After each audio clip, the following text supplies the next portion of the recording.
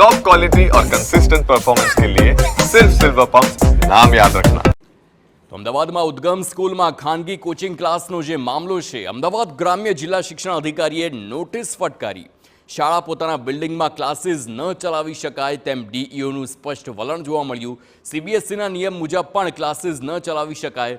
Notice ફટકારી ઉદ્ગમ શાળાનું hearing કરાવ્યું છે અને હવે શાળાએ કોચિંગ સંસ્થા સામે પગલાં લેવાની પણ બાંહેધરી આપી છે.